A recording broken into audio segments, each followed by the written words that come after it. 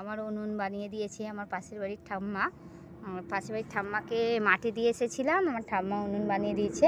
উনুনটা বানিয়ে দিয়েছে, এনেছে অনেক কয়দিন হলো, তোমাদের সঙ্গে শেয়ার করা হয়নি। আর লাস্টে যে ফিনিশিংটা করে দিয়েছে আমার জেঠি শাশুড়ি, মানে আমাদের জেঠিমা করে দিয়েছে। কেমন হয়েছে উনুনটা জানিও। আর কে কে কাঠে রান্না করতে ভালোবাসো। প্রিয়ম প্রীতিশের খাতাটা আগের ভিডিওতে তোমাদের সঙ্গে শেয়ার করা হয়নি। প্রথম পর্বের পরীক্ষার তুলনায় দ্বিতীয় পর্বের ফল অনেকটাই ভালো করেছে। বাংলায় 10-এ 9.5 পেয়েছে প্রিয়ম, অঙ্ক ইংরেজিতে 10-এ 10 করে পেয়েছে। আর প্রীতিশ বাংলায় 8 পেয়েছে আর অঙ্ক ইংরেজিতে 10-এ 10 করে পেয়েছে। প্রথমবারের পরীক্ষার তুলনায় দ্বিতীয়বারের রেজাল্ট অনেকটাই বেটার হয়েছে।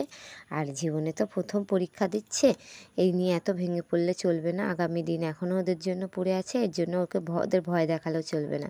তো আমি একটাই ভুল দেখিয়ে দিলাম, যেখানে ভুলটা তোমাদের হয়েছে। প্রিয়ম প্রীতিশকে স্কুলে দিয়ে এসে একটু 5 মিশালি ডালের বড়া বানিয়ে নিলাম।